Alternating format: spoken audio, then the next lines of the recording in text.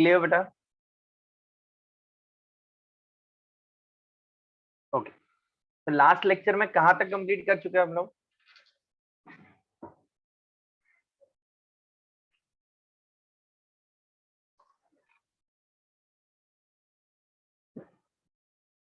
Fringe width, source perpendicular to screen, source parallel to the screen, both the cases were done. In fact last में एक example क्या था I guess कि 3i intensity 2i intensity का location क्या होता है, ये क्वेश्चन किया था ना आई गेस लास्ट में। ओके, चलो तो आज के लेक्चर में थोड़ा थ्योरी से स्टार्ट करते हैं।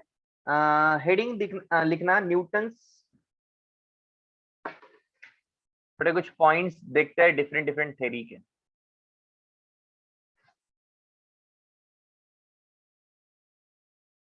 दो थ्योरी पढ़नी है हमें, न्यूटन्स कॉर्पस्कुलर थ्योरी और एक पढ़नी है हाइजेंस थ्योरी। हाइजीन का प्रिंसिपल पढ़ेंगे और न्यूटन का प्रिंसिपल पढ़ेंगे। न्यूटन ने क्या बोला था? लाइट पार्टिकल से बना होता है। देखो हम पढ़ रहे हैं वे ऑप्टिक्स टॉपिक, लेकिन न्यूटन का भी थोड़ा इंपॉर्टेंस है। न्यूटन ने क्या कहा था कि light is made up of particles. Okay, yes, wavefront and all, वो बातें आज करेंगे अपन अक्षय। सो न्यूटन कॉर्पस्कुलर थ्योरी का पहला पॉइंट है कि light is made up of tiny particle. Light is made up of tiny particles. Hygiene बोलते थे कि वो वेव है और न्यूटन ने बोला था कि वो पार्टिकल है। ये बात हम फिर से डिस्कस करने वाले हैं कहाँ पे? मॉडर्न फिजिक्स में, कि किसने क्या बोला था। यहाँ पे अपन दो बातें कर रहे हैं कि हाइजीन ने क्या बोला था और न्यूटन ने क्या बोला था। वहां पे जो मॉडर्न फिजिक्स टॉपिक है, वहां पे स्टार्टिंग में पहले लेक्चर में हम बात करेंगे कि किसने किसने क्या क्या बोला था, किन्होंने पार्टिकल नेचर को सपोर्ट किया था, किन्होंने वेव नेचर को सपोर्ट किया था, और एक में ऐसे साइंटिस्ट थे जिन्होंने दोनों नेचर को सपोर्ट किया था, जो जिसके बारे में आप जानते हो। कौन था? डी बोगली। डी बोगली ने कंक्लूड कर दिया भाई दोनों है, झगड़ो मत।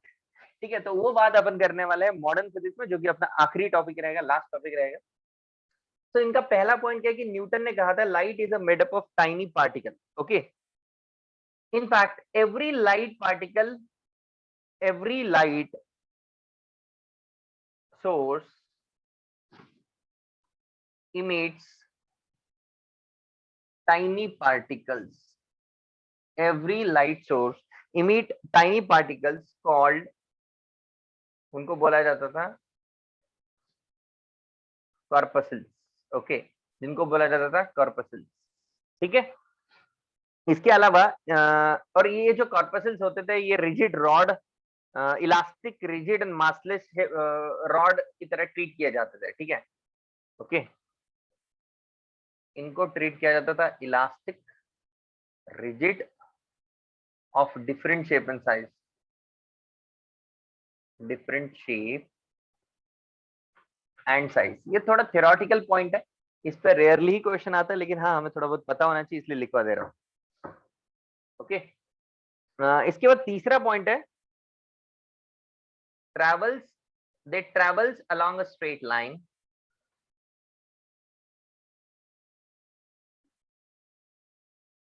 with different speed in different medium, with different speed in different medium। मैं इसमें क्या याद रखता हूं? मैं बस ये याद रखता हूं कि न्यूटन ने बोला था लाइट एक पार्टिकल होता है। ओके, और हाइजीन ने बोला था लाइट एक वेव होती है। हाइजीन के प्रिंसिपल हमारे लिए थोड़े ज्यादा इंपॉर्टेंट है, तो उनके बारे में डिस्कस करेंगे अपन। पर इसमें एक न्यूटन के जो थ्योरी है, इसमें एक कॉर्पस्कुलर थ्योरी में हम यही याद रखते हैं कि लाइट एक पार्टिकल से बनी हुई चीज होती है, बस। ठीक है, इसके अलावा लास्ट पॉइंट इसका, different colour of light have different shape and size. Different colour of light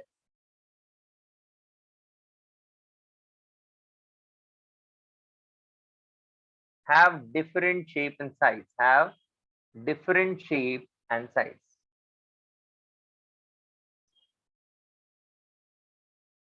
different colour of light have different shape and size, ये न्यूटन की थ्योरी थी। ठीक है, जिन्होंने ये कंक्लूड किया था कि लाइट एक पार्टिकल नेचर शो करता है, और उनको कहा जाता है कॉर्पसल्स। जो टाइनी पार्टिकल्स होते हैं, ये इलास्टिक होते हैं, रिजिड होते हैं, और डिफरेंट शेप एंड साइज के होते हैं। Different shape and size because different colour की लाइट होती है, तो डिफरेंट शेप एंड साइज की लाइट होगी। ठीक है, स्ट्रेट लाइन में चलती है, different speed in different medium, okay चलो लिख लो ये फटाफट पॉइंट।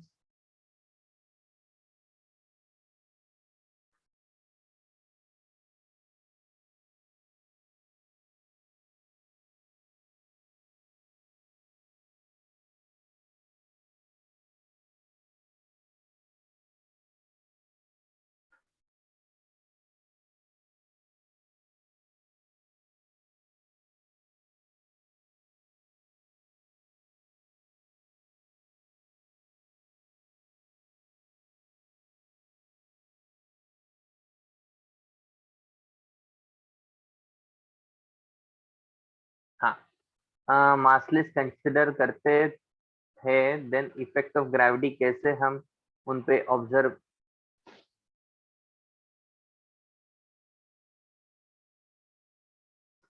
इफेक्ट ऑफ ग्रेविटी कैसे हम उन पे ऑब्जर्व कर सकते हैं, but then we can also call right. एक मिनट में तेरा क्वेश्चन नहीं समझ पाया। हमने उनको मासलेस कंसिडर किया, डेफिनेटली रिजिड एंड मासलेस, वो तो है, ठीक है। तो क्या हुआ, इफेक्ट ऑफ ग्रेविटी है नहीं, तो स्ट्रेट लाइन में चल रही है, झुक नहीं रही है, नीचे नहीं आ रही है, बेंट नहीं कर रही है ना। और लाइट का जो मास होता है ना बेटा, मूविंग मास होता है लाइट के पास, और वो भी बहुत कम होता है, ठीक है। लाइट के पास रेस्ट मास बिल्कुल नहीं होता, जैसे कि हम खड़े हुए हैं, हम बैठे हुए हैं, हमारे पास एक रेस्ट मास है। वैसे लाइट पहली बात तो रुकती नहीं है, लेकिन रुक रही है अगर लाइट, ओके, तो उसका रेस्ट मास होता नहीं है, rest mass is zero, okay. It only have a moving mass which is very negligible, okay, is that clear? And we'll talk about the moving mass of the light in the topic modern physics। वहां पे हमें moving मास का भी formula समझना पड़ेगा, सीखना पड़ेगा।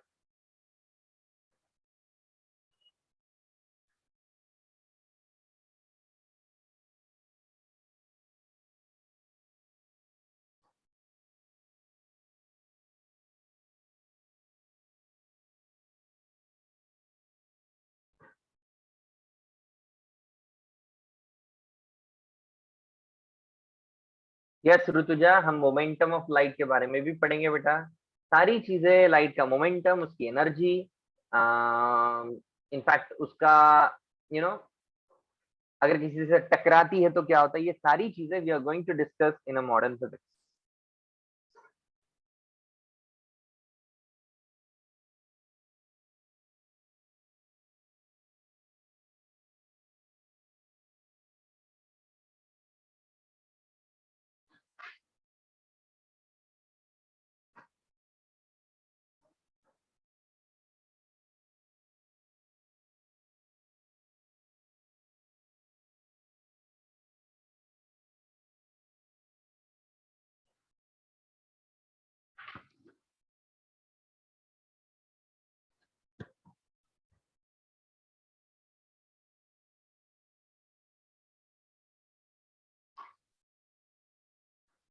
Okay, अब इसके बाद हमें पढ़ना है हाइजेंस थ्योरी।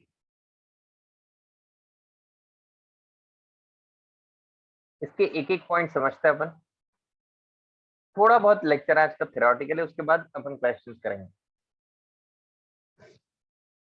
देखो, हाइजीन थ्योरी का सबसे पहला पॉइंट है, हाइजीन ने कहा था कि light is a wave. Okay, light क्या है, light is a wave, he said that कि लाइट एक वेव होती है, ओके। और वो बोला कि it explains rectilinear propagation, it explains बहुत सारे फिनोमेना एक्सप्लेन करती है। The light is a wave, मतलब वेव नेचर जो होता है वो रेक्टिलिनियर प्रोपगेशन को एक्सप्लेन करता है। Rectilinear propagation, it also explain the reflection of light, wave nature से हम रिफ्लेक्शन को भी प्रूव कर सकते हैं, जो अपन करने वाला है आज के लेक्चर में, प्रोबेबली हम रिफ्लेक्शन से प्रूव करेंगे। रिफ्लेक्शन का लॉ और रिफ्रैक्शन का लॉ भी हम प्रूव करेंगे।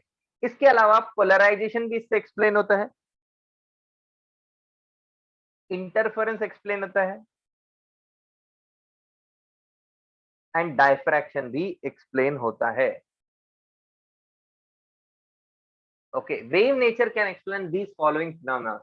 It explain the rectilinear propagation. Rectilinear का मीनिंग समझते हो? What is the meaning of rectilinear? Come on tell me straight line में जो चलती है लाइट उसको रेक्टिलिनियर प्रोपगेशन ऑफ लाइट कहते हैं।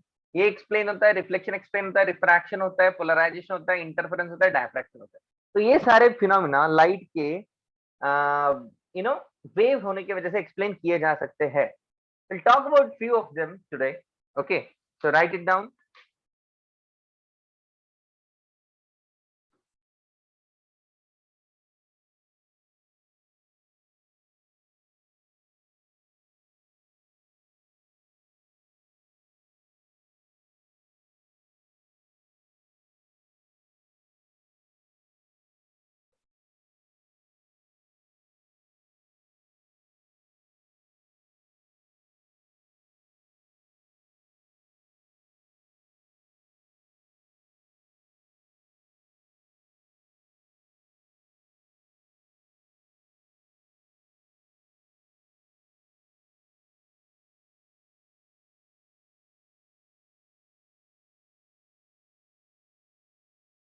डायफ्रैक्शन ऑफ लाइट भी समझना पड़ेगा हमें।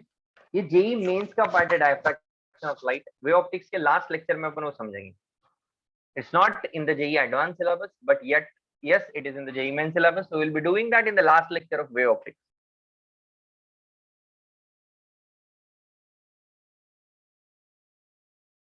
Very good, this is a correct definition. Bending of light around the obstacle is called as diffraction of light. Bending, addition, polarization मतलब वो पोलराइड ग्लासेस वगैरह use करते हैं ना, वो वाला। रिफ्लेक्शन रिफ्रैक्शन पता ही है आपको।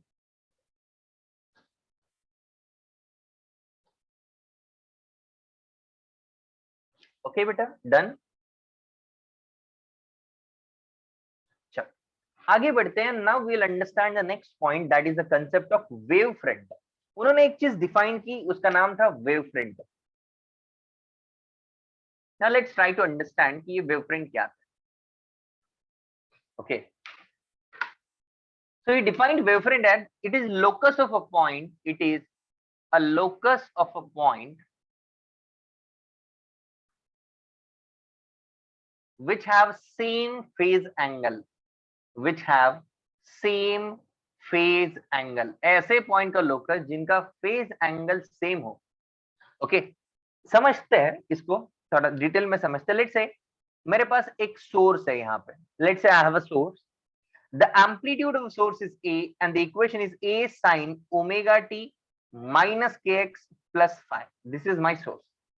If I go at a distance x1 from here, what is the equation of this? This is A sin omega t minus k x1 plus phi. Suppose I go at a distance of x1 on the left hand side, the equation will be same. It will be A sin omega t minus k x1 plus phi. Now tell me, phase angle of this particular point and phase angle of this particular point, both of them are same. तो ऐसे कितने point मुझे मिलेंगे जिनका phase angle same होगा? Infinite number of points, not a circle, will get a sphere. हम इसके around क्या एक मिलेगा हमें? हमें एक स्फीयर मिलेगा जिसके ऊपर सबका फेज एंगल क्या होगा? सेम होगा। बराबर है? So I will get a sphere at which all the points have the same phase angle. तो हमें लोकस क्या मिला? हमें लोकस मिला स्फीयर। हमारा सोर्स कैसा है? हमारा सोर्स है पॉइंट सोर्स। कैसा सोर्स है? our source is point source and this is called as spherical wavefront. इसको क्या बोला जाता है? This is called as spherical wavefront. Corresponding to the point source, what we got? We got a spherical wavefront. Do you remember in a in a electrostatic you must have studied the concept of equipotential surfaces. So whenever there is a point charge, the equipotential surfaces are spherical. It's the same thing. Whenever there is a point source, the wavefront are spherical. So you can relate both of them and try to understand this. Am I lagging a little? Somebody is saying I'm lagging. No, na? No, beta. Okay, anyways. So ऐसे अब देखो, यहां से मैं दूसरे sphere बना सकता हूँ, अलग अलग स्फीयर बना सकता हूँ। ये सबके ऊपर का फेज एंगल कैसा है? सेम है। ओके, सबके ऊपर का फेज एंगल क्या है? सेम है। सो बेसिकली पॉइंट सोर्स की वजह से स्फेरिकल वेवफ्रंट क्रिएट होता है। और वेवफ्रंट का मीनिंग है it is a locus of a point which have same phase angle. Okay, no no, Gaussian surface is very different thing. Gaussian surface is a very different thing. Okay, Gaussian surface can be anything. कैसे भी लिया जा सकता है, spherical होने की कोई need नहीं होती वहां पे। सो ठीक है, तो अब समझते हैं कि मेरे पास पॉइंट सोर्स के स्पेरिकल वेवफ्रंट मिले, सॉरी वेवफ्रंट लिखना था, वेवलेंथ लिख दिया मैंने गलती से। अगर मेरे पास लाइन सोर्स होगा तो क्या होगा बताओ? What will happen if I have a line source? What type of wavefront I will get? Tell me. Very good, बहुत बढ़िया, cylindrical wavefront. Line source मतलब it's like a tube light. ये किसकी तरह है? बल्ब की तरह है ना, एकदम स्पेरिकल। और ये किसकी तरह है? ट्यूबलाइट की तरह। ट्यूबलाइट से लाइट निकलती है, सारी डायरेक्शन में जाती है। यहाँ से लाइट निकल रही है, सारी डायरेक्शन में जा रही है। देखो ऐसे, सबको समझ में आया ना? ड्राइंग अच्छे से बनाना बेटा, ड्राइंग इंपॉर्टेंट। अब यहाँ पे मुझे मिलेंगे सिलेंड्रिकल वेवफ्रंट। समझ में आ रहा है? लाइट ऐसे निकल रही है, बाहर की तरफ निकल रही है, ऐसे ऐसे ऐसे ऐसे। वहां पे एक चार्ज रॉड होता है इलेक्ट्रोस्टैटिक्स में, आपने पढ़ा होगा। एक चार्ज रॉड की वजह से सिलेंड्रिकल इक्विपोटेंशियल सरफेस बनते हैं। यहाँ पे लाइन सोर्स की वजह से सिलेंड्रिकल वेवफ्रंट बनेंगे। बोलो समझा क्या वेवफ्रंट का कंसेप्ट? अब देखो यहाँ पे बहुत इंपॉर्टेंट ऑब्जर्वेशन है मेरा, कि ये जो वेवफ्रंट है इसके लाइट कैसे चल रही है हमेशा? वेवफ्रंट के देखो जरा, हमेशा लाइट वेवफ्रंट के परपेंडिकुलर जा रही है क्या? It's always going to right that point. हम नोट्स में वो पॉइंट लिखेंगे, अभी एक और बात लिख देंगे, पहले तो ये लिख लो।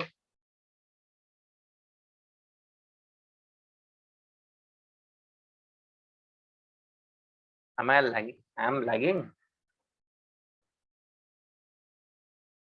ओके, देखता हूं मैं जरा।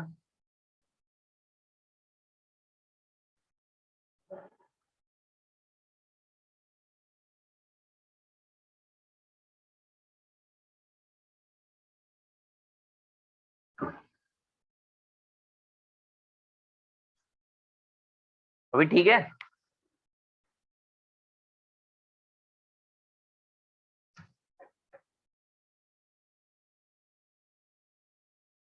बीच I think it's because of rain, maybe today it's raining here. Point source बेटा, पॉइंट सोर्स से x1 डिस्टेंस पे एक स्फीयर बनेगा श्रेया। वो जो स्फीयर है ना, उसके ऊपर सबका फेज एंगल सेम रहेगा, राइट? क्योंकि फेज एंगल तो ओमेगा टी माइनस के एक्स वन प्लस फाइव होता है ना, तो एक्स सेम है तो फेज एंगल सेम है, राइट श्रेया? तो इसीलिए तुझे स्पेरिकल वेवफ्रंट मिले। या ये सीईटी में भी आता है, but light travel and distance. So how could you define a spherical wavefront limiting this? No, no, no. There will be infinite number of spheres. The concept of wavefront is very simple. Those who have the same phase angle. That's it. There will be lot of spheres like this. Infinite number of spheres around the point source. Rutuja.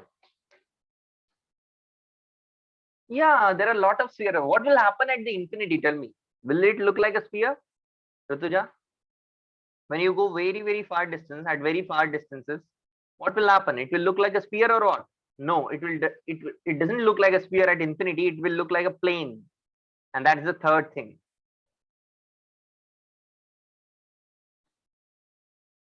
पढ़ा है ना तीसरा, planar equipotential surfaces when the source is at infinity. But the same thing. You just have to compare this with that.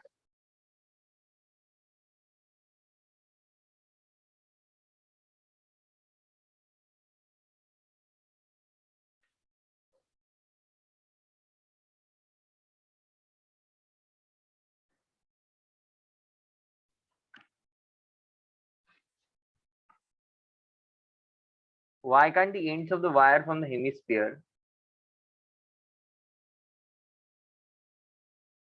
capsule shift?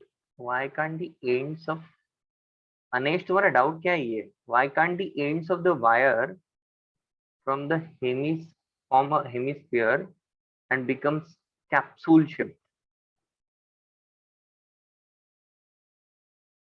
यहाँ पे wire नहीं है, यहाँ पे सोर्सेस है। क्या पूछ रहे हो तुम Anesh?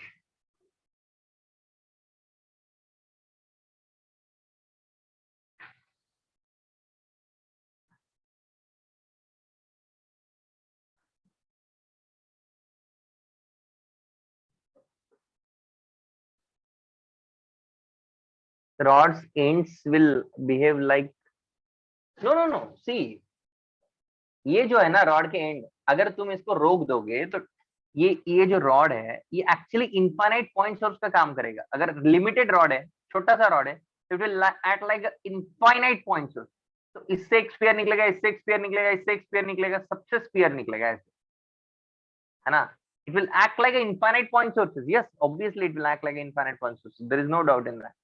Okay, if it is a limited rod, ठीक है। चलो आगे बढ़ते हैं, आगे बढ़े, सब लोग का हो गया। when the source is at infinity, बहुत दूर आपका अगर सोर्स होगा तो आपके जो वेवफ्रंट होंगे वो कैसे दिखेंगे, आपको प्लेनर दिखेंगे। बहुत दूर से लाइट आ रही है, अरे कोमल मैंने मिटा दिया, कोमल जल्दी बताने का बेटा। ओके चलो, स्क्रीनशॉट लेके रख दिया करो, ठीक। देखो सोर्सेस बहुत दूर होंगे तो इस तरीके से लाइट आएगी, बराबर है। तो आपके सोर्स ये कैसे बनेंगे, equi equipotential surface in electrostatics, यहाँ पे वेवफ्रंट कैसे बनेंगे, जिनका फेज एंगल सेम होगा, देखो ऐसे बनेंगे, प्लेनर, प्लेनर वेवफ्रंट। यहाँ पे भी देखो जब लाइट आ रही है, देखो इसके परपेंडिकुलर आ रही है surface, perpendicular to the surface, perpendicular to the surface, perpendicular perpendicular perpendicular. Is that clear, clear है। ओके सो और एक पॉइंट यहाँ पे अपन ऐड करेंगे, यहाँ लिख दो सोर्स एट इंफिनिटी और प्लेनर वेवफ्रंट, एक नेक्स्ट पॉइंट। उसके बाद लिखेंगे अपन light travels perpendicular to wavefront, light travels perpendicular to wavefront, ये एक पॉइंट ऐड करो। सब बताऊंगा भाई, क्वेश्चंस कैसे आएंगे, क्या आएंगे, सब पता चलेगा, डोंट वरी। ओके सब पढ़ेंगे, सब करेंगे, डोंट वरी। अभी लिखते जाओ, समझते जाओ।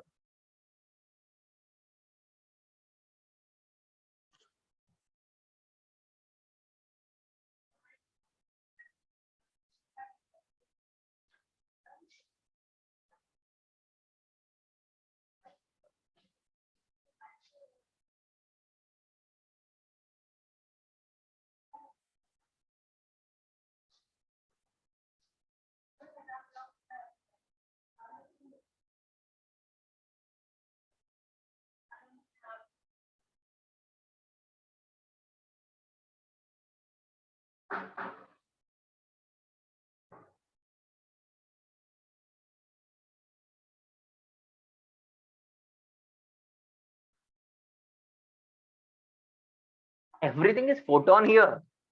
Rutuja, we are talking about light, and light means photon. So whatever these sources are, okay, it may be a point source, it may be a, no, not a single photon. Single photon नहीं, infinite photon है हर जगह। Single photon is nothing, ऐसा हम single photon को isolate नहीं कर सकते। Light always exist in a packet, बहुत सारे फोटॉन्स होते लाइट में, ठीक है। तो सारी केसेस में बहुत सारे फोटॉन, ठीक है बेटा Rutuja.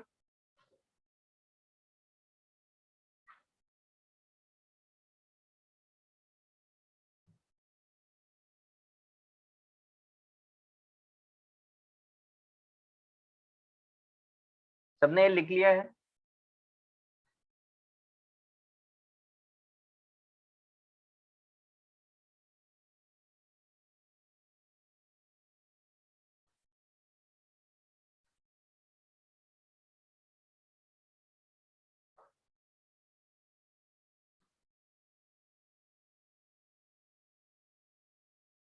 area of cross section, is area of cross section similar to wavefront? No, no, not at all Prachi. Area of cross section मतलब किसी को कट करने के बाद क्या दिखता है, स्फीयर को कट करिए तो सर्कल दिखता है, स्फीयर खुद 3D है। तो नहीं बेटा वैसे रिलेट मत करो, ठीक है, आगे बढ़ते हैं।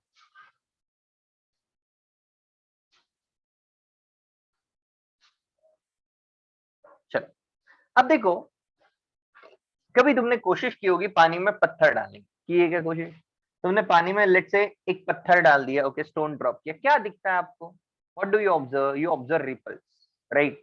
सो तुमको वेव दिखती है, थोड़ी देर बाद क्या हो जाता है? After some time it vanishes, energy खत्म हो जाती है, वो वैनिश कर जाती है। लेकिन तुमने जब रिपल देखी तो तुमने ये देखा होगा कि देखो जैसे कि ये एक सोर्स है, let's say this is a source, it has produced a wavefront, इसने वेवफ्रंट प्रोड्यूस किया, स्फेरिकल वेवफ्रंट है।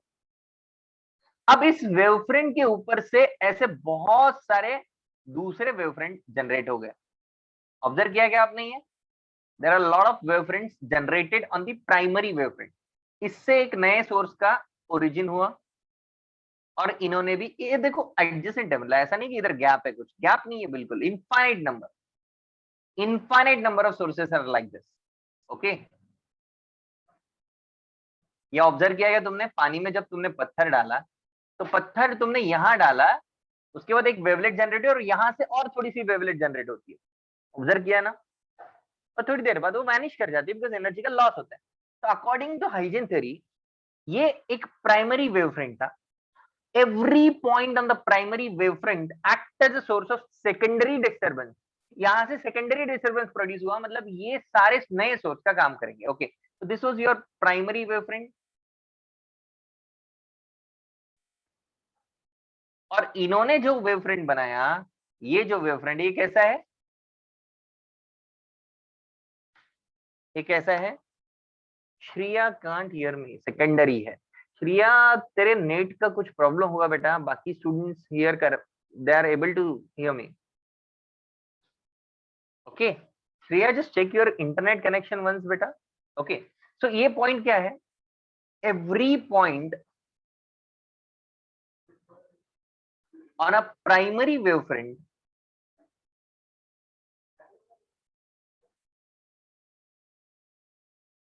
acts as a source of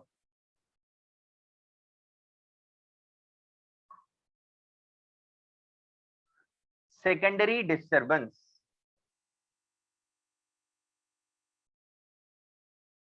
and produce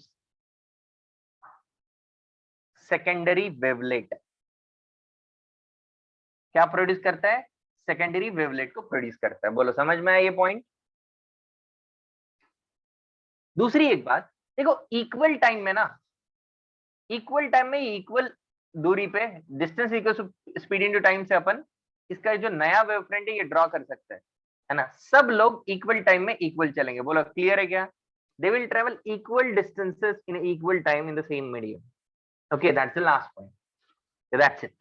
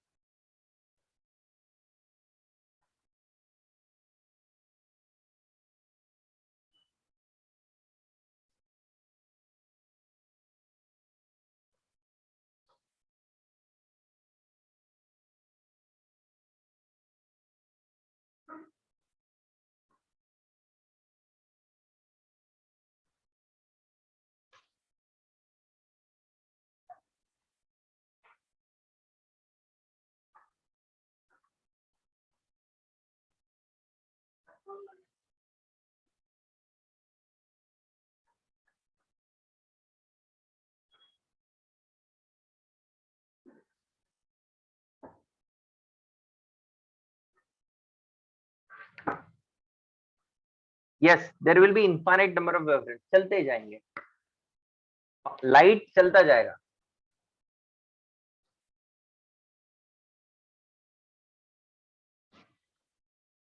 first,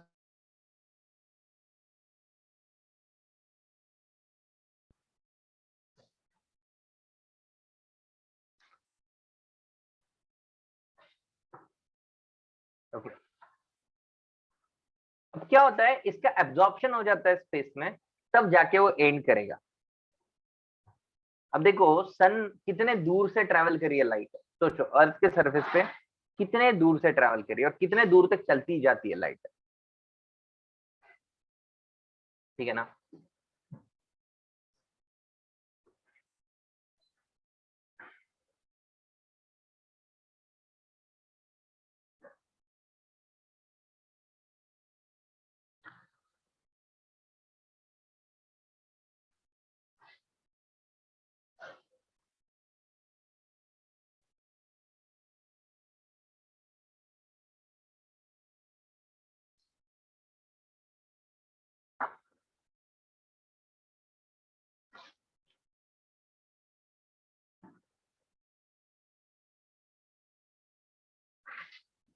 common tangent बेटा, कॉमन टेंजेंट बोले तो ये बना ही ना यहाँ पे कॉमन टेंजेंट। बोले तो ये बना ही ना यहाँ पे कॉमन टेंजेंट।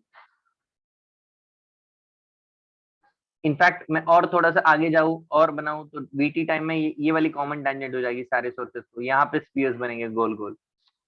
ठीक है ना। वेवलेट मतलब ये वेव फ्रंट को ही वेवलेट बोला, सेकेंडरी वेवलेट। ये जो ये जो दिख रहा है शेप, इसको वेवलेट बोला है। लिख लिया बेटा।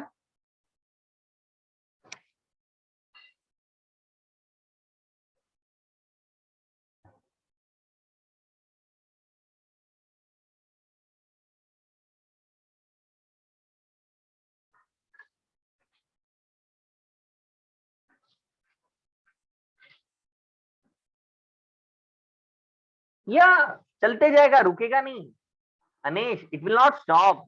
चलते जाएगा, प्राइमरी सेकेंडरी टर्शरी क्वाटरनरी, ऐसे चलते जाएंगे, जनरेट होते जाएंगे, रुकेंगे नहीं। ऐसा नहीं है बस दो ही फॉर्म हुआ, no, it will form continuously. Every particle on the new front will act as a source, वो सोर्स का खुद काम करेगा। क्या हम वेव फ्रंट को इलेक्ट्रिक फील्ड मान सकते हैं क्या? नहीं बेटा नहीं। कार्तिक कैसे कंपेयर कर रहे हो इलेक्ट्रिक फील्ड से? It's completely different story.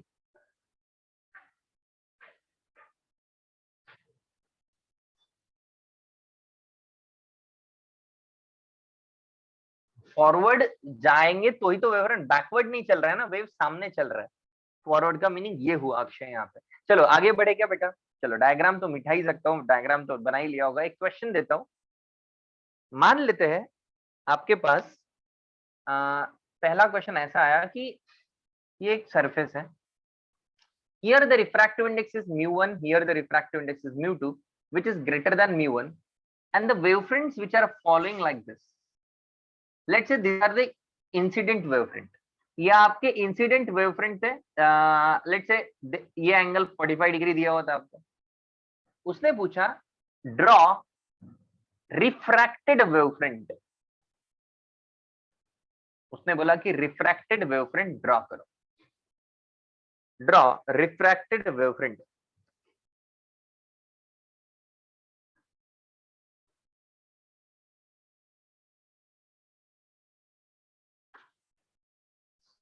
क्या बोला इसमें? बट an individual source में primary wavefront will form up one more spherical wavefront backward. ना ना, सी बैकवर्ड से एक लाइट आ रही है फॉरवर्ड में, सो बैकवर्ड से एक आ रही है लाइट तो आगे ही ज्यादा जाएगी, राइट? बैकवर्ड में नहीं, पुश मिलेगा ना, धक्का। इमेजिन करो कि कोई एक स्फीयर है, कोई एक जनरेट सोर्स है, वो सोर्स आगे ही भेजेगा ना लाइट को, पीछे नहीं लाएगा ना लाइट। अक्षय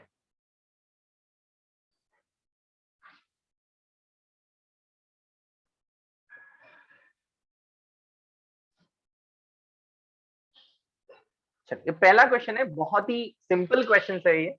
ठीक है, सेकंड क्वेश्चन भी दे रहा हूं मैं, वही ड्रॉ करना है आपको। रिफ्लेक्टेड, सेकंड में draw reflected wavefront.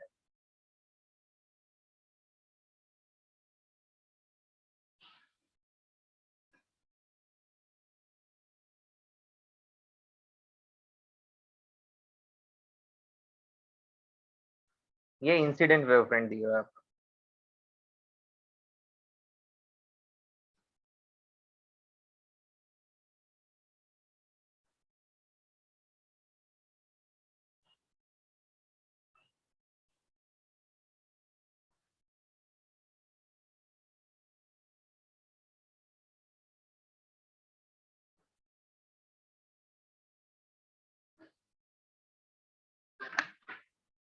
Mu two greater है, नीचे वाले का म्यू टू है, ऊपर वाले का म्यू वन है, दिख रहा है ना, इधर लिखा हुआ है ना।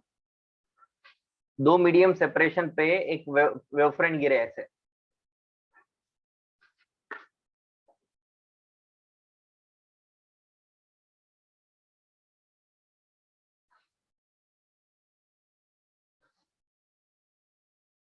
यश कह रहा है कि forming of wavefront will require some energy. हाँ ठीक है, वो पार्ट तो ठीक लग रहा है कि बोल सकते हो ऐसा तुम, लेकिन क्यों बोल रहे हो ऐसा? So the size of secondary wavelet should be depend on the initial energy. ना ना ना ना, सी उसका साइज तो बढ़ते जा रहा है ना। देख, एक वेवफ्रंट है, उसमें बहुत सारे पार्टिकल है, उसमें से बहुत सारी वेव्स निकली, राइट? है ना। ये जैसे कि एक पॉइंट है, ये वेव है, उसके ऊपर एक पॉइंट है, इससे बहुत सारी वेव निकलेगी। साइज का कोई लिमिट नहीं है इसका, ठीक है। डेफिनेटली उसको अंदर से कंटिन्यूस एनर्जी मिल रहा है तो ही ऐसा हो पाएगा। एनर्जी नहीं मिलेगा तो वो बन ही नहीं पाएगा ना, खत्म हो जाएगा उधर ही, लाइक दैट। ठीक है, चलो करें, डिस्कस करें फर्स्ट एग्जांपल।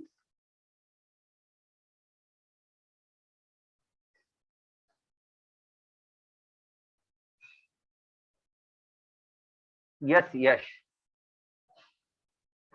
देखो फर्स्ट एग्जांपल मैं सॉल्व करवाता हूँ, सेकंड आप खुद से सॉल्व करोगे। देखो करना क्या है, सबसे पहले तो आपको लाइट की रे देखनी है। आपको पता है light travels perpendicular to the equipotent wavefront. Light travels perpendicular to the wavefront, right, ये आपको पता है, तीनों के परपेंडिकुलर यहाँ पे लाइट आया। What is the angle of incidence? 45 degree. तो एंगल ऑफ रिफ्रैक्शन क्या होगा? Lesser than 45 degree. तो इस तरीके से ये बेंड करेगा towards the normal wear this angle is lesser. And now they are asking you to calculate wavefront. Wavefront is perpendicular to the light. So these are your refracted wavefront. ये आपका answer है। सबको समझ में आया क्या? Now draw it for concave mirror and for the convex lens. Just draw it. समझ में नहीं आया कोमल? कोमल रे तो समझ में आई ना, वेवफ्रंट ऐसे होंगे तो रे ऐसे आई। और ये तो पता है ना कि रेयरर से डेंसर जाने पे टुवर्ड्स द नॉर्मल बेंड करती है रे। और जो वेवफ्रंट बनेंगे वो इस रे के परपेंडिकुलर होंगे, इजंट इट? इसका मतलब पहले एंगल 45 था, अब जो एंगल है वो कैसा रहेगा गाइस? अब थीटा कैसे रहेगा? Lesser than 45 degree. Is that clear? Is that clear now?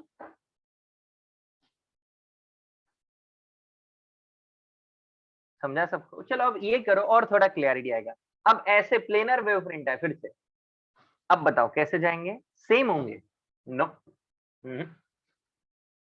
करूं सेकंड वाला सॉल्व करूं? अरे ये तो मिरर है, यहाँ पे एक ही मीडियम है बेटा।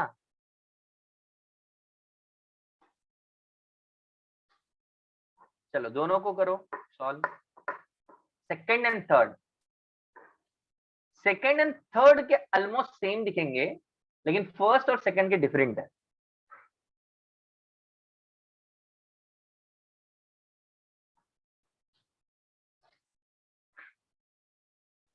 हाँ दो पेयर्स बनेंगे, देखो ऐसा। देखो सेकंड का रे बनाओ, सबसे पहले बना दिया। कैसे आती है रे?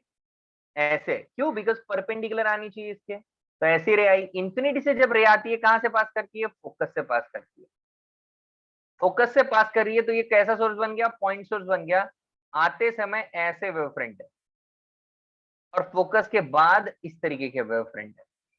बोलो समझ में आया क्या? ऐसे क्यों बनाया, कर्व क्यों बनाया, समझा क्या? देखो परपेंडिकुलर आना चाहिए ना, तो कर्व ही बनेगा। Is that clear? यहाँ पे क्या होगा देखो, straight line, then they will meet at a focus. तो आते समय इस तरीके के और जाते समय इस तरीके के। बोलो क्लियर? अंडरस्टूड?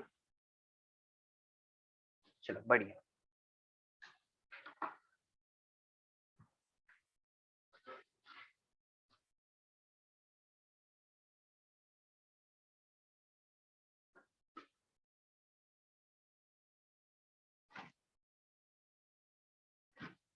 मेरे बोर्ड के राइट साइड पर एक इंसेक्ट चल रहा है, बोले किधर है रे? मुझे नहीं पता। चलने देना, जाने जीने दे बेचारे को, बारिश के दिनों में जीना होता है उनको। ठीक है, क्या रिपीट करूं?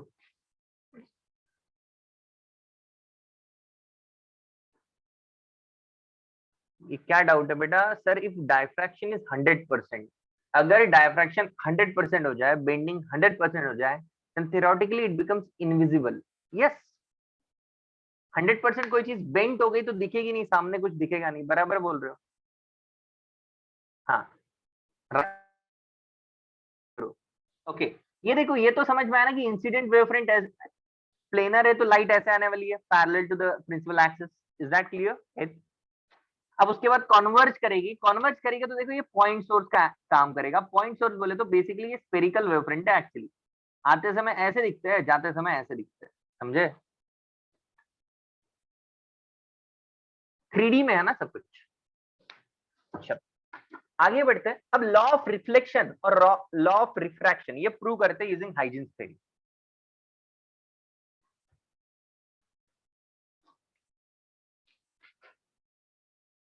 Law of reflection using Huygens theory.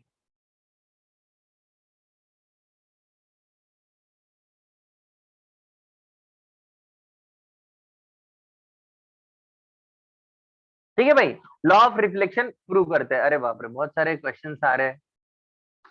Guys, मुझे ऐसा लगता है ना कि अपन ना क्वेश्चन के लिए स्पेशल सेशन रखे अपना सिलेबस होने के बाद, बिकॉज ये पढ़ना बड़ा डिफिकल्ट पड़ता है। तो what wavefront is just imaginary surface, yes it just imaginary surface, absolutely correct, बिल्कुल सही सोच रहे हो। I had a doubt on वो 100% someone asked, but 100% with respect to something होगा ना इनविजिबल, तो नहीं होगा। एक काम करते गाइस, जो डायफ्रैक्शन के तुम क्वेश्चंस पूछ रहे हो ना, आई वुड सजेस्ट कि पहले डायफ्रैक्शन क्या होता है वो समझ ले, उसके बाद पूछो। अभी तो समझा ही नहीं, आधे बच्चे को पता ही नहीं है डायफ्रैक्शन क्या, डिस्कस करेंगे? समझे क्या? हम समझेंगे डायफ्रैक्शन को और फिर उस टाइम पे जो तुम्हारी कंडीशन है ना उसको अप्लाई करके कोशिश करेंगे कि उससे क्या रिजल्ट मिलता है। ठीक है बेटा, इज दैट ओके? तो अब यहाँ पे आ जाओ और यहाँ पे अपन हमको प्रूव करना है कि लॉ ऑफ रिफ्लेक्शन किस तरीके से प्रूव होता है हाइजेंस थ्योरी से। जैसे कि ये सरफेस है लेक्चर, ओके, यहाँ पे आपके वेवफ्रंट इंसिडेंट हो रहे हैं। वेवफ्रंट इंसिडेंट होना मतलब ये देखो, इस तरीके से एक लाइट आई, इसके पैरेलल एक लाइट आई, इसका वेवफ्रंट कैसा होगा? इसका वेवफ्रंट होगा यहाँ से perpendicular. This is your wavefront, isn't it? Let's say इसका नाम, मतलब इस तरीके से लाइट है, अब इसको अंदर इंसर्ट नहीं रिफ्लेक्ट करवाना है। रिफ्लेक्ट करवाना है बोले तो यहां से ये निकलेगा और यहां से ये निकलेगा। मुझे बताओ, देखो अच्छे से ध्यान देना, इस तरीके से वेवफ्रंट गिरा, सबसे पहले कौन रिफ्लेक्ट होगा? जो पहले यहाँ पे टकराएगा। ये पहले टकरा रहा है तो ये पहले रिफ्लेक्ट करेगा, ये थोड़ा बाद में रिफ्लेक्ट करेगा। जब तक ये रिफ्लेक्ट करेगा तब तक यहाँ का जो पार्टिकल है थोड़ा ऊपर चला जाएगा, इजंट इट? तो क्या मैं ऐसे बना दूं?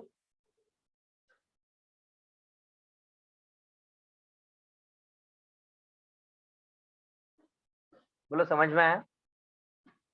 This is your angle of incidence, अच्छे से देखना। This is your angle of reflection, this is your angle of incidence, this is your angle of reflection. यहाँ पे जो जाने वाला वेवफ्रंट है वो ये है, इन दोनों के परपेंडिकुलर ये जाने वाला वेवफ्रंट है। बोलो चमका क्या? ये परपेंडिकुलर है, ये परपेंडिकुलर है। तो नाम देते हैं ये ए, ये बी, ये सी और ये डी। तो can I say A B is your incident wavefront and C D is your reflected wavefront. बोलो समझ में आ रहा है कि सब लोग ध्यान देंगे? ठीक है, नाउ टेल मी, क्या आपको इंसिडेंट वेवफ्रंट और रिफ्लेक्टेड वेवफ्रंट समझ में आ गया? ओके, अब देखो जरा अच्छे से देखना, ये 90 डिग्री का एंगल है, ये एंगल आई है। अच्छे से देखो, ये एंगल आई है, ये एंगल 90 डिग्री है। ठीक है, ये भी एंगल 90 डिग्री है, तो ये जो अंदर वाला एंगल होगा ये क्या होगा बता सकते हो? बोथ वेवफ्रंट आर पैरेलल, नहीं रे बाबा, बोथ वेवफ्रंट पैरेलल कैसे होंगे? ये पैरेलल है क्या इसके? कैसे? तो हम कुछ भी बोल रहे हैं, ये एक ऐसा वेवफ्रंट है, आते समय जाते समय ऐसा बन गया, ये पैरेलल है क्या? इंसिडेंट पे एक ही ले, अरे बाबा सारे के सारे पैरेलल है इंसिडेंट, ऐसे ही तो गिर रहे हैं वेवफ्रंट। चलो सबसे पहले यहाँ ध्यान दो, देखो बेटा यहाँ पे थोड़ा सा मिस करोगे समझ में नहीं आएगा, तो अच्छे से ध्यान देना, जो पूछ रहे हो वो आंसर करो चुपचाप। अब देखो ये एंगल आए है, तो ये जो बचा हुआ एंगल है 90 माइनस आया होगा, ये 90 है तो क्या इसको आए लिख सकता हूँ?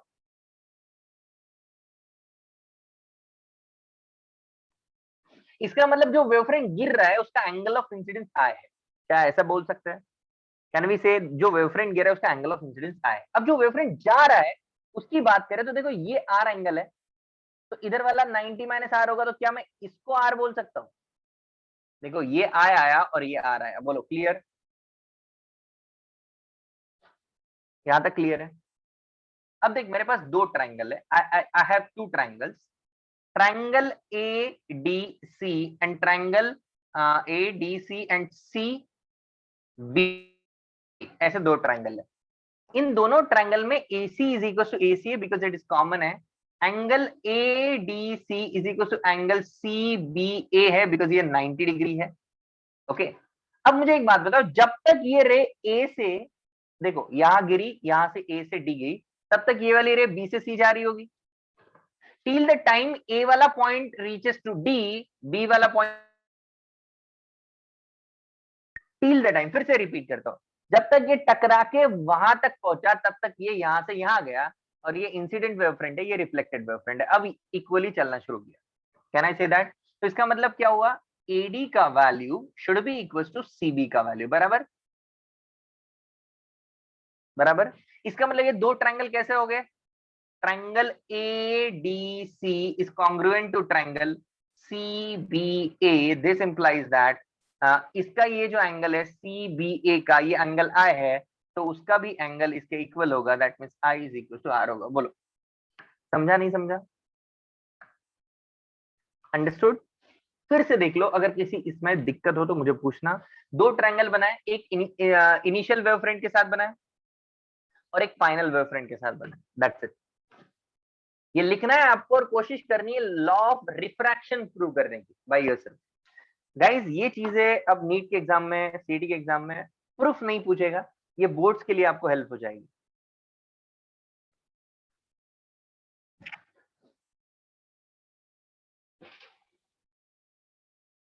Right it down please.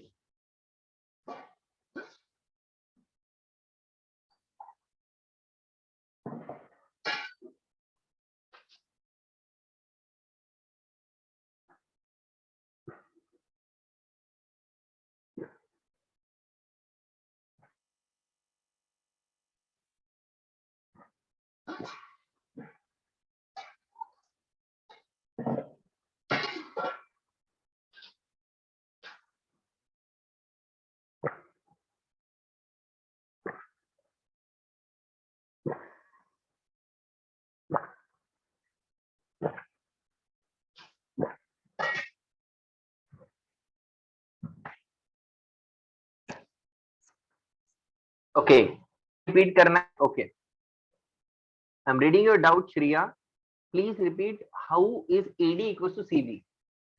देखो श्रिया, जब तक ना ये ए पे पहले पहुंचा, ये तब B पे था ना, तब ये A पे था, जब ये B से C गया तब ये A से D गया, तो बोलो दोनों ने अनइक्वल डिस्टेंस चला होगा कि इक्वल?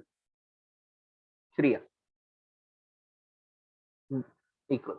वेव पार्शियल रिफ्लेक्शन पण करू शकते, शो करताना पार्शियल रिफ्लेक्शन, हाँ तो अंदर चली जाएगी कुछ पार्ट को, कोई प्रॉब्लम नहीं है उससे, उससे लॉ को कोई हार्म नहीं हो रहा है, लॉ तो प्रूव हो ही रहा है, so that is not affecting the law.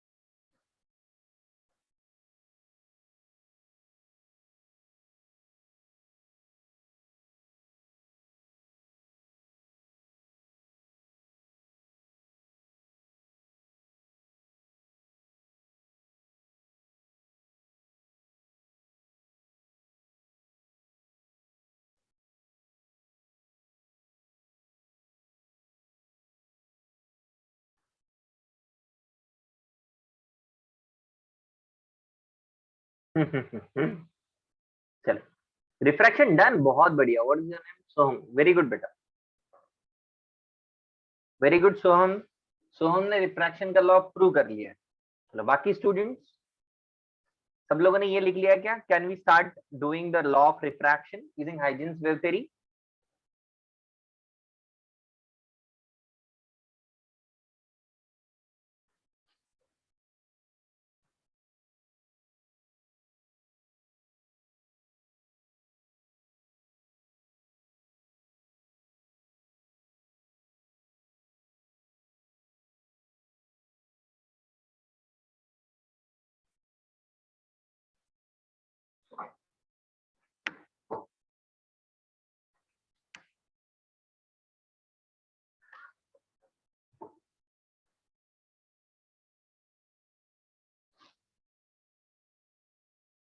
Yes, Snell's law prove करना है। यस, चलो अभी करते हैं।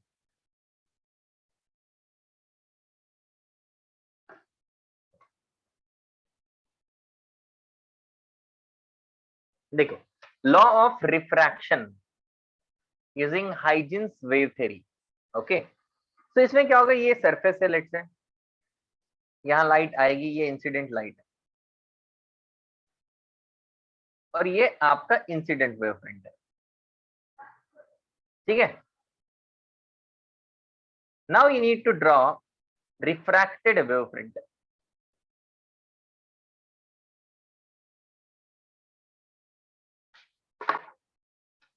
देखो, यहां से light towards the normal bend करेगी, यहां से भी light towards the normal bend करेगी। बोलो, सबको चमका। अब यहाँ वेवफ्रंट निकालने के लिए आपको परपेंडिकुलर ड्रॉप करना है, तो यहां से ये परपेंडिकुलर जाएगा इस तरीके से। बोलो, क्लियर है? ये एंगल ऑफ इंसिडेंस आई है आपका, ये भी एंगल ऑफ इंसिडेंस आई, ये 90 माइनस आई, तो ये वाला हो जाएगा आई। ठीक है, ये एंगल ऑफ रिफ्रैक्शन आर है आपका, ये 90 माइनस आर, तो ये वाला हो जाएगा आर। बोलो, clear?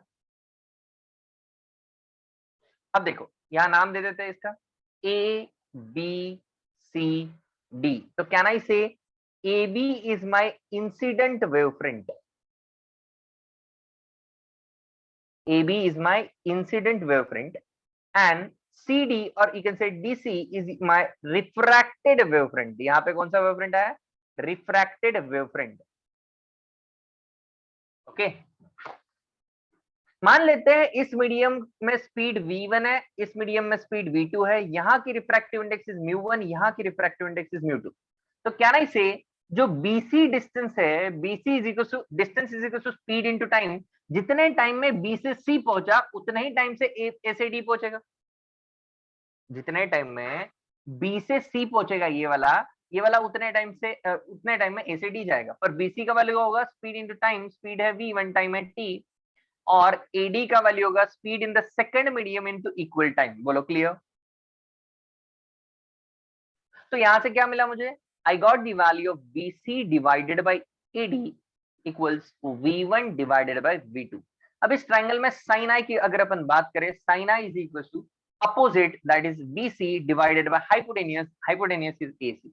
If you talk about sin R is opposite, that is AD divided by hypotenuse, that is AC। So sin I divided by sin R क्या मिलेगा? Sin I divided by sin R is equals to BC divided by AD, but BC divided by AD calculated V2,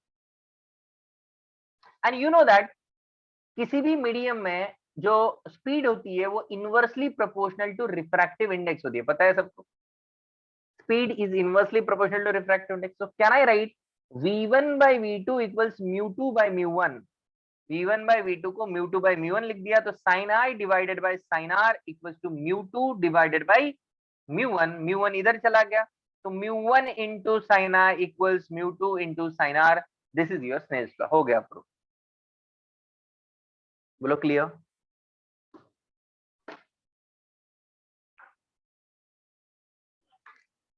right it down. Theoretical part है आज का lecture आधा, मतलब अभी इसके आगे अब थोड़ा मैथमेटिक्स करेंगे।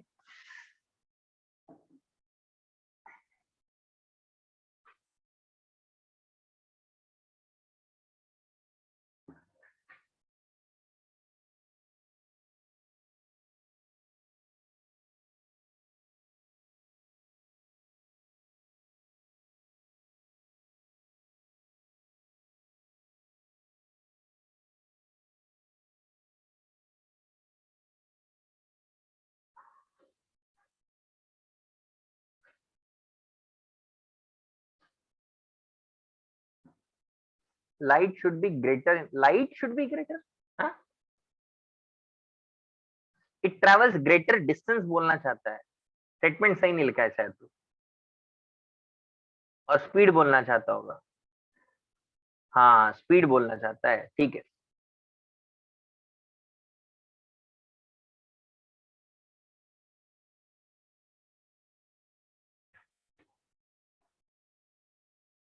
गाइस, हमने कोहेरेंट और इनकोहेरेंट सोर्सेस की बात की थी क्या? नहीं ना?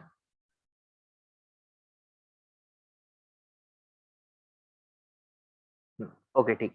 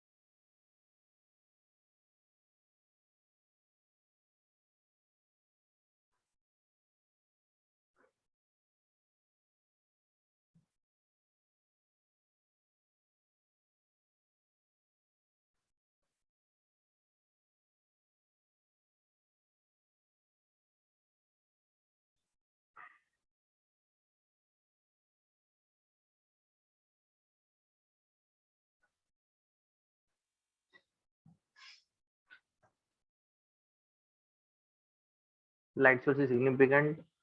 How could it will reach? By defining a sphere around it, limiting. No, no, no, no, no. It's an imaginary sphere. They're just saying that if we consider an imaginary sphere around it, on that sphere, every point will have the same wavefront. It's that. It's not reality in a sphere नहीं है, कुछ लगाया नहीं है उसके around, ऐसा कुछ नहीं है, ठीक है। चलो आगे बढ़े बेटा, हो गया सबका writing?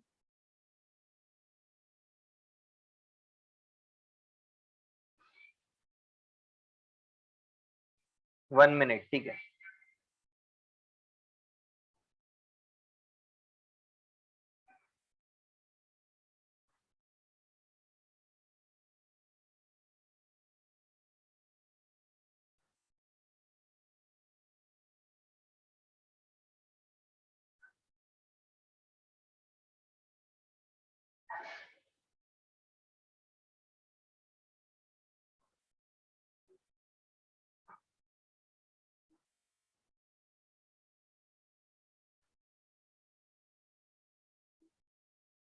So we are just defining its behavior as uniform in all direction by defining this. Yes, and specific behavior, that is phase angle. Okay guys, can we proceed now?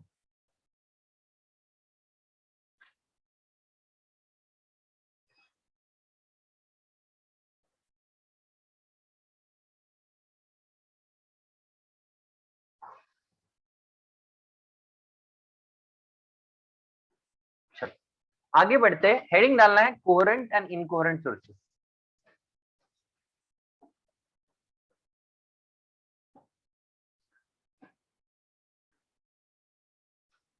पहले तो कोहेरेंट सोर्सेस के बारे में समझते हैं। देखो बहुत important concept है, इसको समझना बहुत जरूरी है, ठीक है। देखो क्या मीनिंग होता है कोहेरेंट और इनकोहेरेंट सोर्सेस का। जैसे कि फॉर एग्जांपल लेट्स टेक, यहाँ पे सोर्स 1 ले लेते हैं, यहाँ पे सोर्स 2 ले लेते हैं। लेट्स से इसका इक्वेशन है a1 sin omega t minus के एक्स प्लस 5। इसका इक्वेशन है a2 sin omega t minus के एक्स प्लस 5। अगर मैं यहाँ से x1 डिस्टेंस चला, यहाँ से x2 डिस्टेंस चला, तो दोनों का फेज चेंज हो जाएगा। ये बन जाएगा a1 sin omega t minus के x1 प्लस 5। ये बन जाएगा a2, एडिशन होगी दोनों की, के x2 प्लस 5। यहाँ पे अगर कोई मुझे, चलो इसको चेंज मान लेते, 5-1 मान लेते, इसको 5-2 मान लेते, तो ये 5-1 होगा and this will be 5। If someone asks you what is the phase difference at this particular point in the space, then the phase difference is difference of the phase angle, that is omega t minus kx2 plus phi2 minus omega t minus kx1 plus phi1. Do you understand this phase difference का meaning? ठीक है। अब मुझे बताओ, इसमें omega T और omega T दोनों क्या हो गए? Omega T and omega T दोनों कैंसिल हो गए, क्या बचा? माइनस माइनस प्लस, तो ये बचा के x1 minus x2 plus phi2 minus phi1, ठीक है बराबर। क्या ये फेज टाइम डिपेंडेंट है? क्या ये टाइम पे डिपेंड कर रहा है? No, it is not dependent on time. So this is time independent phase.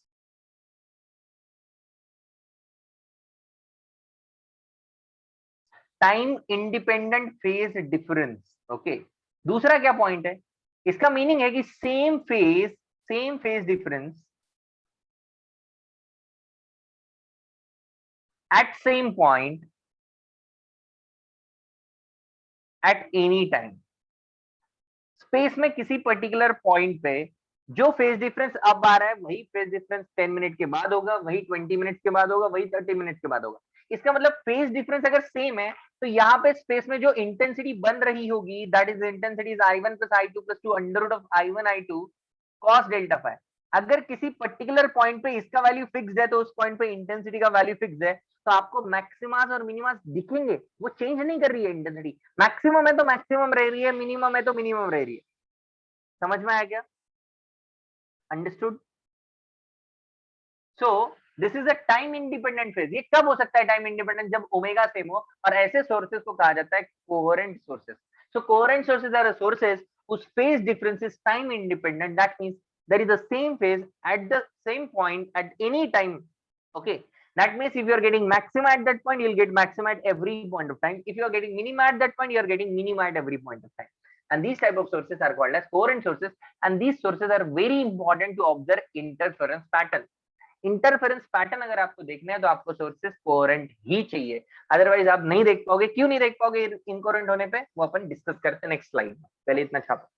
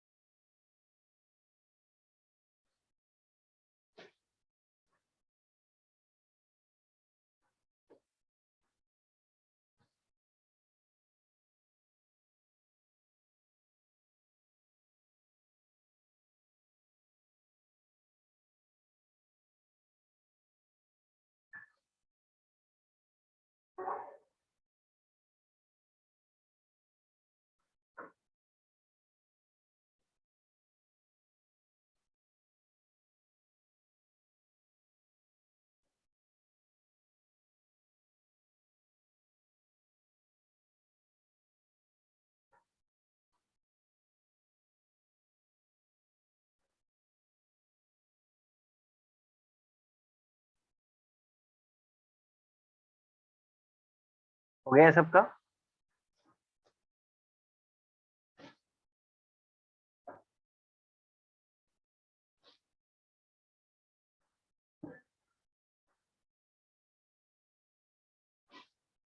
Same phase difference at same point at any time, at any time.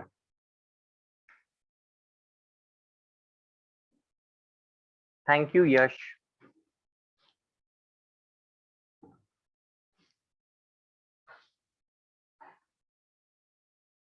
Harshvardhan हो गया राइटिंग?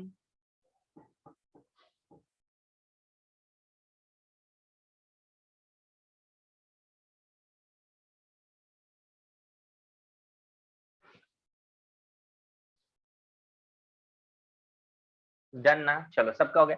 अब हेडिंग डालोगे, इसी को चेंज करो, हेडिंग बना दो अब इनकोहेरेंट सोर्सेस। देखो, if the sources are incoherent the only difference is in the omega. यहाँ ओमेगा 1 होगा, यहाँ ओमेगा 2 होगा। तो बताओ यहाँ पे ये टर्म कैंसिल होगी क्या? ओमेगा की ओमेगा 1 ओमेगा 2 ये कैंसिल ही नहीं होगा। ओमेगा 1 ओमेगा 2 ये कैंसिल नहीं होगा, तो क्या बनेगा? What you will get here? You will get phase difference as omega 1 minus omega 2 into t plus kx1 minus x2 plus phi2 minus phi1। That means time dependent हो जाएगा। क्या हो जाएगा? जस्ट ये चीज हटा दी यहां से, time dependent phase difference. That means say different phase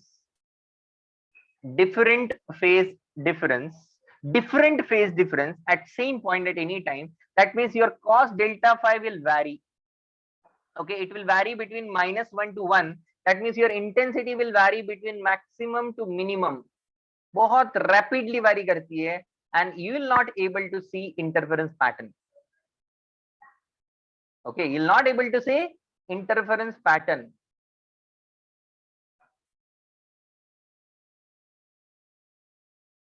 okay तो इसीलिए अगर आपके सोर्सेस इनकोहेरेंट हो गए तो आपको स्क्रीन पे मैक्सिमम मिनिमा दिखाई नहीं देते। ये देखो आपको पहले लेक्चर में ही क्वेश्चन आना चाहिए था कि यार डेली लाइफ में तो 2 लाइट के 10 लाइट है अपने कमरे में, है कि नहीं?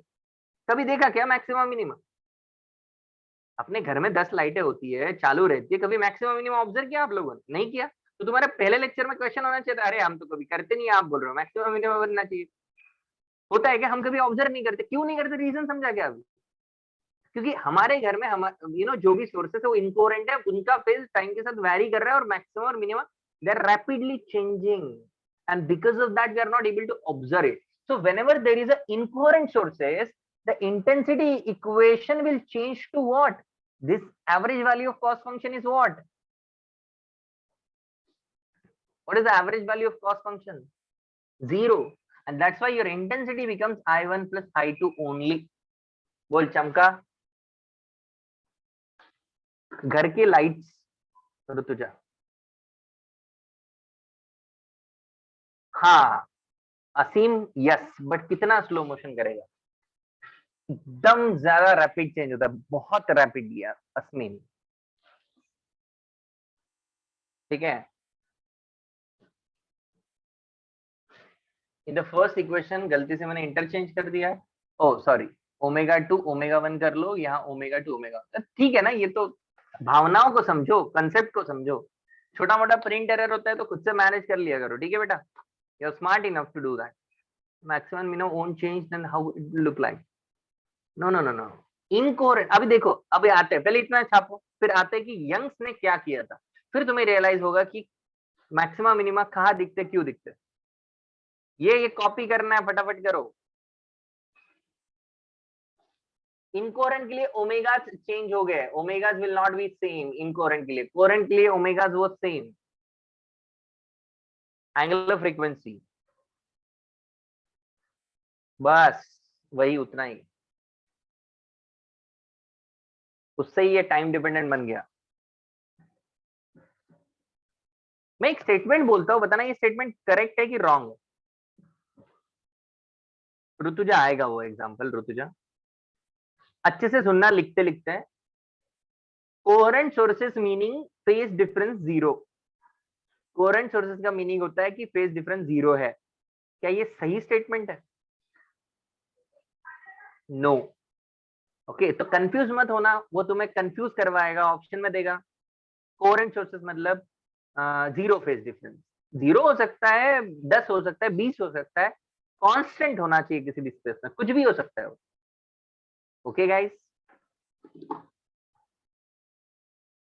Coherent sources have different omega, true और false? False. They have same omega. If they have different omega, then it will be a incoherent sources. Done writing?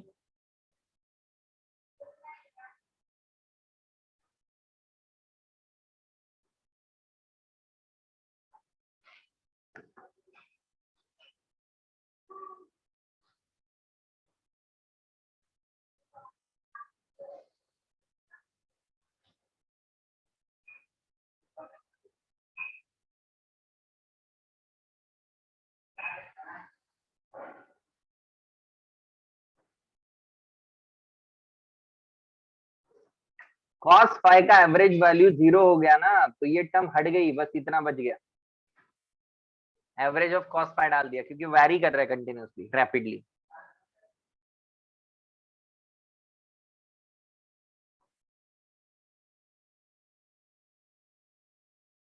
Yes guys, done writing?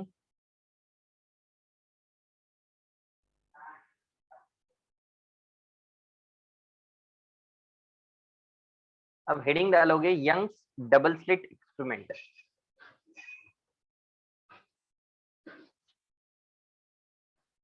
अभिषेक हो गया क्या? क्या अभिषेक?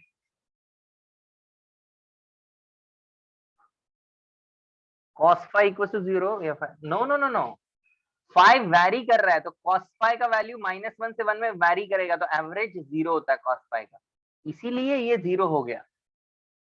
श्रिया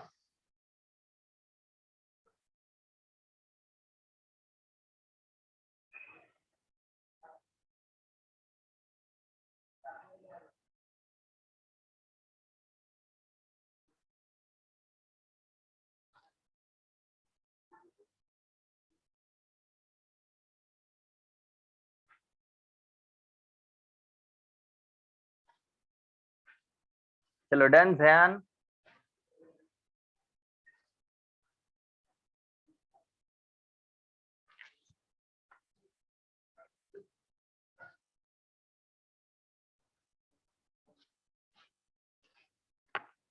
अब हेडिंग डालना है Young's double slit experiment.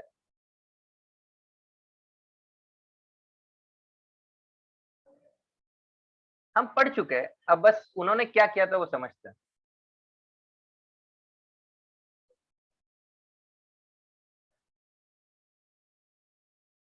इसको short form में YDSC भी बोला जाता है।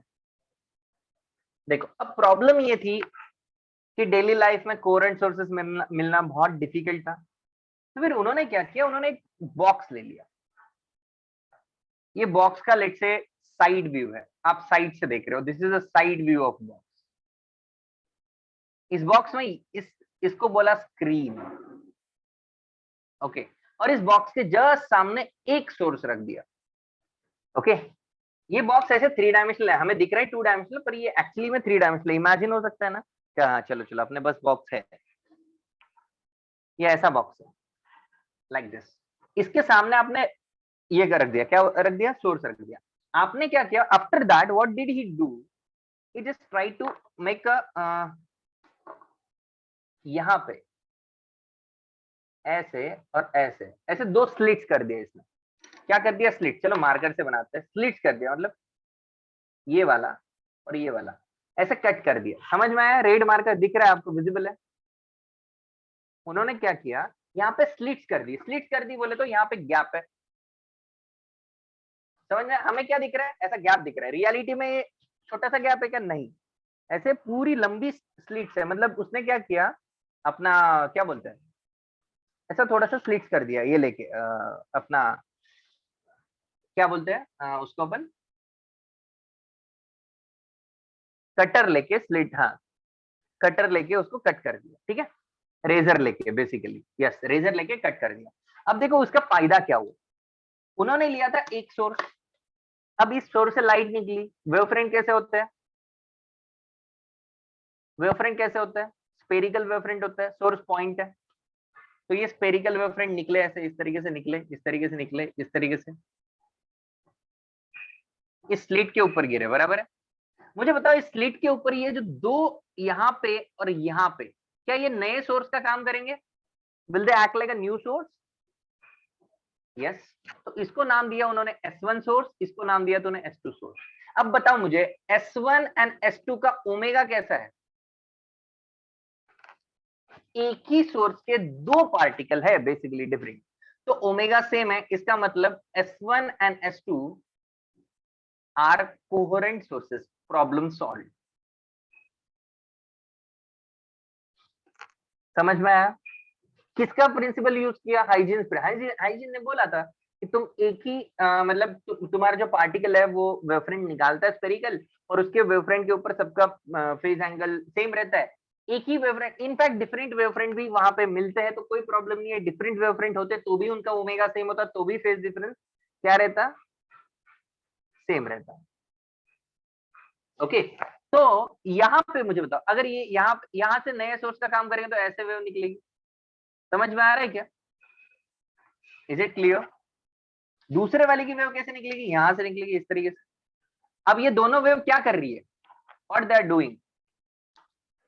दे are interfering with each other, overlapping with each other, and because of that there will be maximas and minimas observed on the screen. The maxima formed at the center is called as central maxima. Okay, above it we'll get first minima, and now you'll get a diffraction interference pattern. Then you'll get first maxima. Here you'll get first minima, here you'll get first maxima. बोलो समझा क्या सबको? अब इसकी आगे की कहानी तो हमें ऑलरेडी पता है कि sources parallel to the screen होगा, तो बीटा को डिफाइन किया जाता है lambda D by D, Y N for maxima को डिफाइन किया जाता है N lambda D by D, okay, Y N for minima को डिफाइन किया जाता है 2n प्लस, ये लास्ट लेक्चर याद हो तो, lambda D by two D, okay. In fact delta x को डी साइन थीटा डिफाइन किया जाता है, टैन थीटा को वाई बाई डी डिफाइन किया जाता है। याद आया क्या सब चीजें? क्या ये हम ऑलरेडी पढ़ चुके हैं? पढ़ चुके हैं, पर उन्होंने क्या किया था एग्जैक्टली वो समझाया मैंने, ठीक है। अब देखो एक चीज और हम समझते हैं, एंगुलर फ्रिंज विड्थ, एक और कंसेप्ट होता है एंगुलर फ्रिंज। एंगुलर फ्रिंज मतलब ये जो पहला मैक्सिमा है ना, इसका जो एंगुलर सेपरेशन है, this is called as angular fringe width. इसको लेट से अल्फा बोलते हैं। tan of alpha is your alpha which is equals to opposite upon adjacent। तो पहले मैक्सिमा के लिए अपोजिट का value lambda D by D है, एडजेसेंट कैपिटल डी है, तो डी ने डी को मार दिया, एंगुलर फ्रिंज विड्थ आपका आता है lambda divided by small D.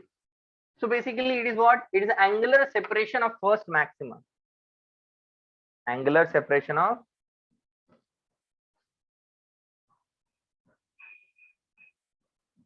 first maxima. बोलो क्लियर है? अब फील आया इस टॉपिक का? तो पहले मैंने पूरे कंसेप्ट सिखाया है और फिर मैं वाईडीएससी पे आया, अदरवाइज टॉपिक में पहला हेडिंग वाईडीएससी मिलेगा आपको कहीं पे भी।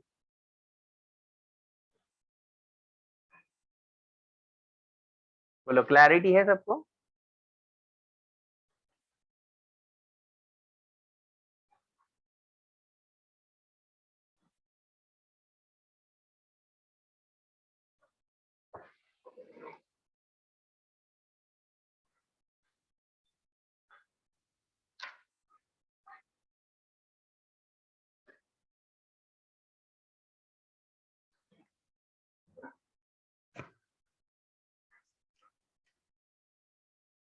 हाँ, yes, they will keep on going. Yes, obviously, they'll keep on going. We just draw a few of them. You'll be having these experiments, dark room experiments when you enter into IIT. Like IIT में first year में आपको dark room experiments होते हैं, ठीक है। तो इनको dark room experiments कहा जाता है, फर्स्ट ईयर में आपको करवाया जाता है।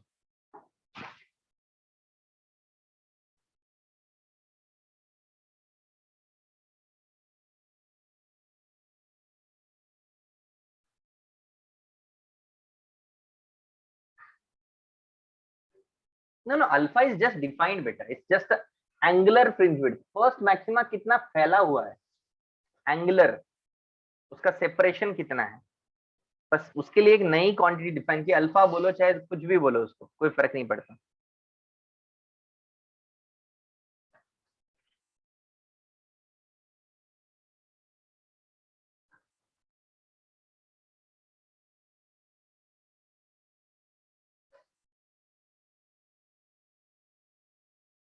tan अल्फा को अप्रोक्सीमेटली अल्फा लिख सकते हैं ना, अगर अप्रोक्सीमेशन वैलिड है तो, अल्फा छोटा है तो।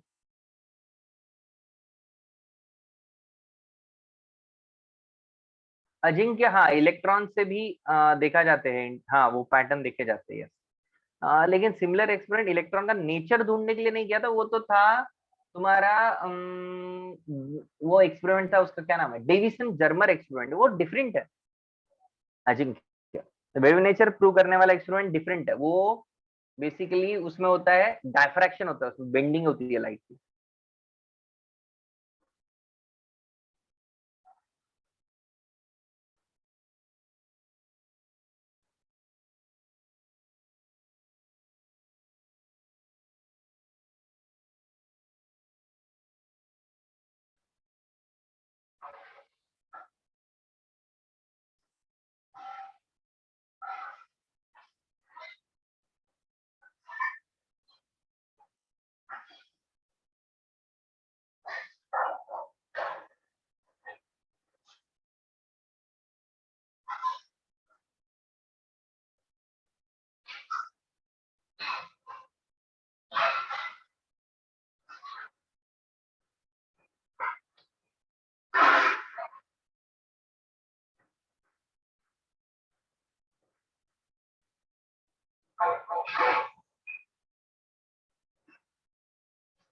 बेटा usually the sources distance is very small, that's why it's possible कि इंफिनिटी तक पहुंच जाए। मतलब वो ये विजुअलाइजेशन के लिए है भाई, सब लोग समझो, ये विजुअलाइजेशन के लिए है। सोर्सेस बहुत नजदीक होते हैं, बहुत क्लोज। ठीक है, आगे बढ़ते एक क्वेश्चन करते हैं और फिर लेक्चर एंड कर देते हैं। एक लास्ट क्वेश्चन आज के लेक्चर का। ओके, ऊपर लिख रहा हूँ, जिनका अभी डायग्राम बाकी है वो सब छोड़ दो। देखो क्वेश्चन नंबर 1 है, small D is equal to 0.2 centimetre दिया। आपको पता है ना ये स्मॉल डी होता है, ये लिखवाया नहीं मैंने यहाँ पे। और ये क्या होता है, कैपिटल डी, राइट? चाहो तो लिख देना डायग्राम में। ओके डी, अरे जयान एक last question, 1.2 centimetre, lambda is equal to 600 nanometre.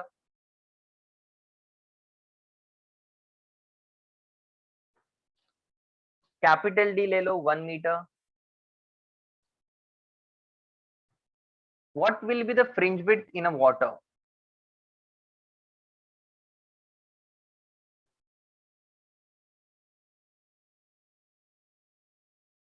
मुझे याद दिलाना, हम इस क्वेश्चन तक पहुंच चुके हैं नेक्स्ट लेक्चर में।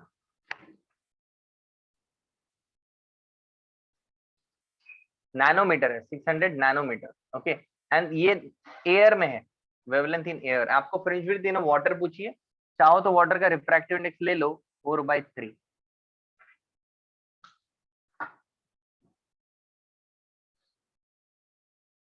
लास्ट क्वेश्चन, आपको होमवर्क मिल जाएगा, आप प्लीज होमवर्क करना।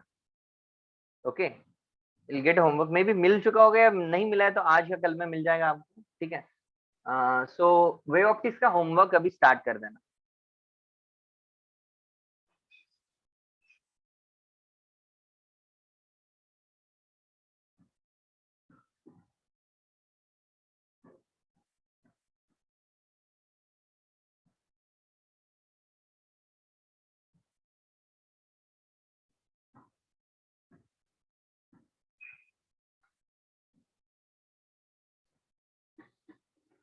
फ्रिंज विड्थ इन वाटर पूछिए आपको। What is B? बी कहाँ लिखा है? Beta is a fringe width. Shreya, fluid के होमवर्क का अमन सर को सॉल्यूशन भी अपलोड करने के लिए बोल दो, तो सॉल्यूशन भी तुम चेक कर सकते। Solution was also provided. Okay, जिसको टफ लग रहा है वो सॉल्यूशन रेफर करेगा।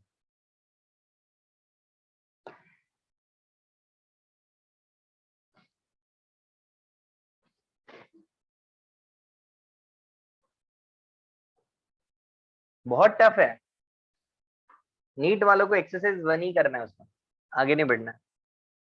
आंसर 0.225 हो सकता है, सही हो बेटा तुम। देखो बीटा इन वाटर हमें निकालना है, तो हमें क्या करना पड़ेगा, lambda in water into D by D, बस खत्म। लैम्बडा इन वाटर होता है lambda in air divided by refractive index into capital D by small D. ठीक है, लैम्बडा इन एयर है 600 नैनोमीटर, तो 10⁻⁹। डी का वैल्यू 1 है, म्यू का वैल्यू 4 डिवाइडेड बाय 3, तो 3 ऊपर चला गया। स्मॉल डी का वैल्यू 0.2 सेंटीमीटर, तो 0.2 इंटू 10⁻² है। इसको सिंप्लीफाई करो, जो भी आंसर आ रहा होगा आपका वो आंसर होगा। फाइन, चेक करो अपना आंसर। बोलो clear?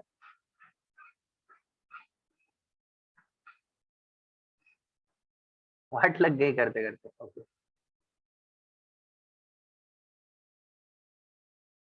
Okay guys, that's it for today then. Bye bye, take care.